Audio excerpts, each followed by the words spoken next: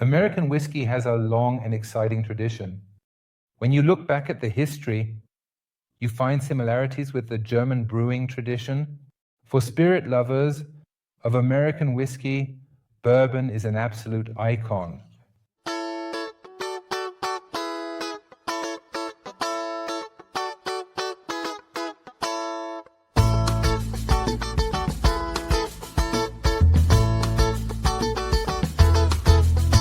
A very warm welcome to a new episode of Inside World Spirits.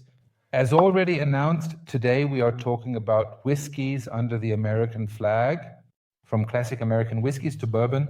I personally love bourbon. Fortunately, I have already been to this area and visited many whiskey distilleries. Today, on the topic of American whiskeys, Thomas Domenic is here to assist me. We will shed light on this topic today. You are the expert, Thomas. Hello? Hello, Wolfram. Nice to see you. Yes, it's my favorite topic, definitely. Not without reason. How many pages does your favorite topic have? 434. Wow, impressive. A lot of work. Explain to me, you're not a restaurateur.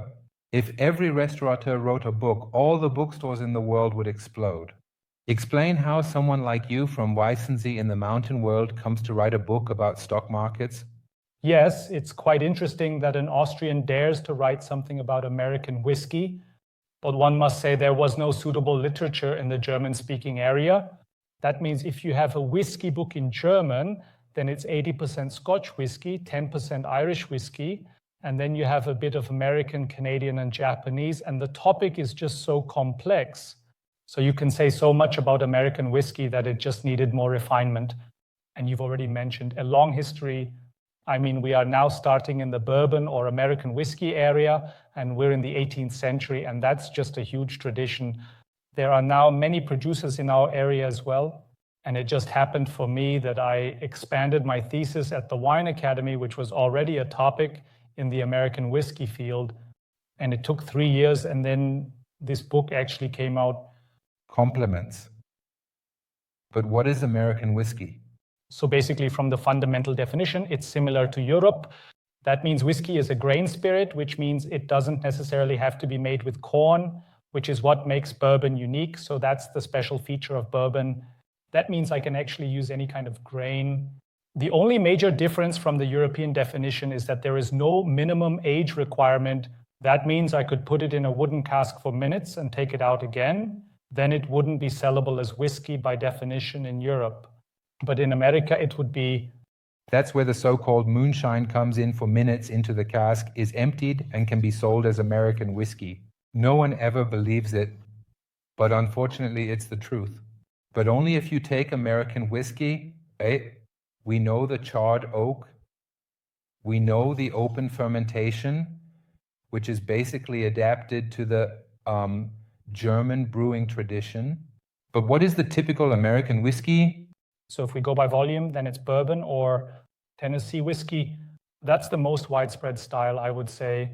That means when we talk about American whiskey, in the rarest cases, do we mean a rye whiskey, a malt whiskey, a wheat whiskey, but rather this bourbon style.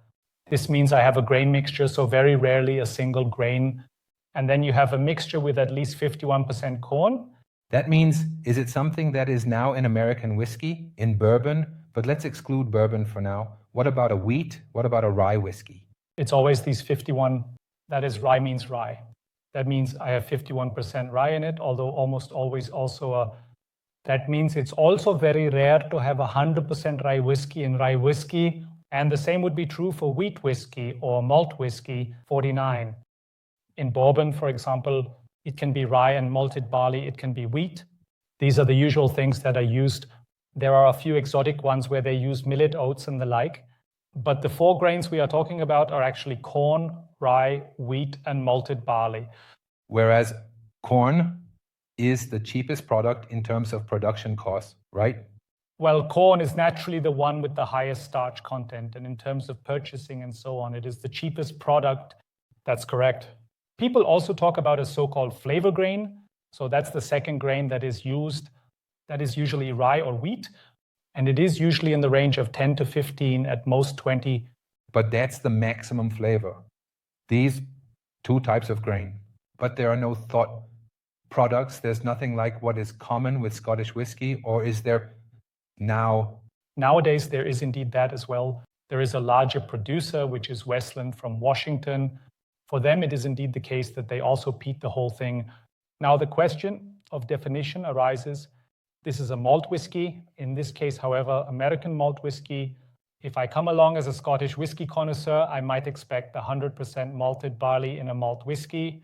In that case, however, it is always a blend, meaning at least 51. I have these 51% across all categories. During my visit to Kentucky, I noticed that many large, long-established distilleries were always built near rivers. Is there a specific reason for that? You need huge amounts of water for fermenting and cooking down anyway. That's one of the reasons used for that. That means you might also need it for cooling the mash containers. On one hand, you have open steel containers, but there are still distilleries like us, for example, here at Maker's Mark, for instance, or at Woodford Reserve, where you have cypress wood. And that means water was used on one hand for boiling, but also for cooling the mash, because the aim is to distill for as long as possible. And that's why many distilleries, Buffalo Trace is a great example, are built right next to rivers. The second big topic is, of course, shipping. So you have transportation like on the Charente. In Cognac, it's exactly the same. That means they tried to use trade routes, and the trade route is via the Mississippi and Ohio River down to New Orleans. To wrap up this topic before we focus more or less on pure bourbon, charcoal, every time the charred oak. Is only white oak used in America, or are other types of oak also used? And regardless of whether it's a rye or a wheat whiskey, is the oak always charred? Or are there lighter versions, meaning toasted barrels, also in use? So for all the styles we just discussed, it is mandatory to use new charred oak barrels. Even for rye wheat? Even for rye wheat. That means for rye wheat malt whiskey or rye malt whiskey, there's a special category. It is required by American law that they must always be new charred oak barrels. But oak, that means it doesn't have to be Quercus alba, the American white oak. It could also be Quercus robur, the European oak, which is rather rare, but it could also be Quercus garryana. For example, that would be the Oregon oak. But now we're talking about producers outside of Kentucky, because if I have a production in Kentucky or Tennessee, then I use the local oak that grows around Missouri, Alabama. But since there are more and more new distilleries, they also use their local oak. However, oak is mandatory. I've actually never heard of bourbon barrels being used in other countries. I know that bourbon barrels are mainly used from the Scots to theirs to tequila, but rye barrels or wheat barrels from America, I haven't heard of that. Have you ever heard of it? No, because it's not written on it. So you wouldn't typically write it on labels because it's usually not guaranteed by the production that you always get a whiskey barrel. Now, there are small producers where that's the case. I'm thinking, for example, I believe Teeling once had a bottling where a special rye whiskey barrel was used. Plantation, as a rum producer, has done finishing in rye whiskey barrels. That's something new that's being added now. But it should be noted that the topic of rye whiskey has only become big in recent years. So 10 to 20 years ago, there simply weren't enough barrels. I'm getting quite restless now. You mentioned plantation rum barrels. Is American whiskey allowed to be sweetened? American whiskey bourbon cannot be sweetened, and straight whiskey cannot be sweetened either. We will be trying a few things later, and there's always this little word straight. As soon as I have the word straight on it, I know it can't be colored, sweetened, or anything like that. If that's not stated, then there can be several reasons. And one of the reasons could be that a rye whiskey, for example, is then colored or sweetened, but a maximum of 2.5% of the product. Only if rum barrels are used that have 30 up 35 grams of sugar, then of course a whiskey also contains sugar. Conversely, Plantation uses the whiskey barrels. Plantation uses the whiskey barrels. The reverse is not possible. For the first stage, we'll take a sip and then immediately taste something highly aromatic. Explosion?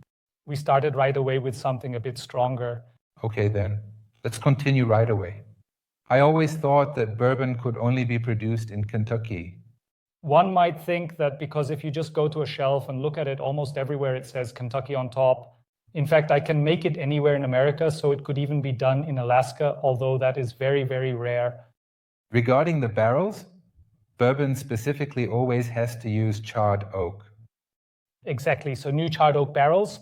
This is a process where you completely remake the barrel, and first it's called toasting. That means you burn it with a consistent flame over a longer period, and at the very end, this flash flame is applied, which is the charring. This brings the sugar potentials from the barrel, from the wood to the inside of the barrel, creating a caramelized layer. And this can vary in intensity depending on the producer. There are different levels of charring, if you will. I think there are 3, 4, or something like that. It has to do with seconds. How exactly is that correct? How long it takes, what the intensity is. We refer to these as char levels, but fundamentally it's just an approximate approach. That means each producer has their own protocols, which they coordinate with the respective cooperage. We primarily refer to cooperages like Independent Stave, which produce the majority of barrels for the American whiskey industry. And then Brown-Forman, as a major producer of Jack Daniel's, Woodford Reserve, and so on. Old Forester has its own cooperage, and there are a few smaller ones as well. Is the volume always the same? The volume is the same, but it is not mandated. So it's about 200 liters, approximately 53 US gallons. But the size is due to the fact that it is exactly the size that can be arranged into the wooden racks. That means it has simply established itself as an industry standard because the wooden racks on which the barrels are arranged, which are usually 3 rows, are exactly the same. Hence, it's 200 liters. Small distilleries sometimes also have smaller barrels. Regarding the topic of multiplay or the grain portfolio, what percentage is allowed? For example, minimum or maximum corn in a bourbon? So a 50% corn content must be present, but you can use up to 100%. There are now small producers who do this. That means they have 100% corn whiskey where they work with enzymatic fermentation. However, during the cooking process, enzymatic or thermal? No, you then use enzymes. You add extra enzymes to start the fermentation because normally the malted barley would do that. That means all the traditional producers tend to have mash bills where I have a mix of corn as the main grain, a second grain as a flavor grain, which is either rye or wheat, usually around 10, 15, 20%, and then about 10 to 14% malted barley. This means the fermentation is started by the malted barley. Distillation, there are column stills and there are pot stills. What is mainly used and what is the difference? So the industry standard is to have a large column still. Exactly. And directly after that, a so-called doubler or thumper is connected. That means the difference, for example, compared to a category like vodka, is that you can only distill all the bourbon, rye, whiskey, and so on up to a maximum of 80% by volume. This is to prevent them from becoming soulless distillates, but rather to nicely bring out the aroma. Subsequently, it goes from the column still, which really spans several floors, and depending on how wide it is, you can distill certain quantities or not. Then it continues into a doubler or thumper, which is a small pot still. However, there are also distilleries that generally rely on pot stills. I mean, here we have, for example, the Woodford Reserve, which has in part triple pot distillation. Basically, the entire mouth is collected and distilled once more. That's why it's triple, nothing else. The tradition, as it is with us, okay, the barrel filling, what should the alcohol content be for it to go into the barrel? So the maximum is 62.5% by volume. As a producer, you can, of course, consider using less. We now have the maker's mark in the tasting later. For example, it is 55%, but 62.5% is the maximum. Why? It's because if the alcohol content were too high, too many tannins would be washed out, and it would be an unstable product. The state regulatory authority has simply set this limit beforehand to ensure a certain quality. I believe the entire customs or alcohol tax is also calculated per barrel in America, or the taxation in this case. I'm not sure about that right now. Which things? I only know that there are taxes incurred when the barrel is resting, and there are others when you bottle it and so on. But you also pay per month or year while the barrel is resting, and that varies from state to state. In Kentucky, for example, it's criticized that this area is quite high, whereas other states have a more producer-friendly tax model. As always in America, it varies from state to state. When you say that's the case, what is actually the minimum alcohol content with which the products can be bottled? For example, cognac ammonia, 40%. Exactly the same. So it's also 40%, just like whiskey in Europe, 40% is the minimum. And below that, it would be something else, like, for example, a spirit or maybe a whiskey liqueur. You can, of course, bottle it below that. So if a product goes into the barrel at 2%, for example, a straight bourbon, it must be aged for at least 2 years. If it is aged for 4 years, then the product is probably at 58. Does that mean that the initial strengths are actually around 58% in America or with bourbon? You can't really say that in this case because the climatic conditions are simply different than in Europe. That means in America, it tends to be that the alcohol content increases. That means if we take Kentucky, for example, there are products that increase later in the tasting. We have the barrel proof, which is 60.1, but it is also available with up to 70. This means that the water molecules evaporate faster than the alcohol molecules. This always depends on the position in storage, whether there is a river nearby or not. This is similarly known from other categories. We have already talked about a thermal or enzymatic breakdown of the grain. Breakdown alone is also crucial. In plain English, breakdown means saccharification. This means the starch is converted into sugar so that fermentation can take place. Fermentation takes place, according to German building tradition, in America in open wooden fermentation vats, if you will, or in closed fermentation vats, or also in closed systems. How exactly does the fermentation process work?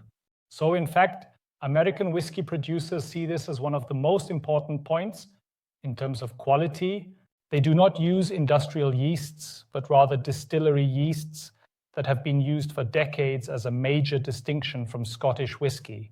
For example, there are many industrial yeasts used in America. Are these proprietary recipes? Exactly. These are proprietary recipes that have been used in most cases since 1904 and 36. Why? Because in between was the American Prohibition, where as a producer that there was very little happening. This means that these are proprietary yeast strains that continue to be cultivated, some of which are stored in different locations because a distillery fire can always occur. And if you were to lose the yeasts, a lot of your flavor would change. Keyword, what is sour mash? How is it produced? Sour mash is seen on many labels, but it doesn't mean that if it's not on the bottle, it's not a sour mash. This means that almost every traditional producer works according to this system. This means that you take the residues from a previous fermentation or distillation and then reintroduce them into the fresh mash. This is essentially the same principle as in rum production when using dunder. That means it's always about stabilizing the mash. And a method from many decades ago was to take these residues because they are very acidic, which helps to balance the pH value. This is important so that the yeasts can start working immediately and do not die off, as that is always critical. I believe the proportions vary around 25%, but on the other hand, it's also about ensuring that a consistent quality can be produced so that the product always has the same signature. So with sour mash, it's really about the consistent quality of a product and, on the other hand, about lowering the pH value and improving the aging process. Exactly. You can also see that American whiskey production generally doesn't come to a halt. That means it's actually something that is continuously carried on. That's something big. Are we here just to talk or to drink? Fill my glass. We will now shorten this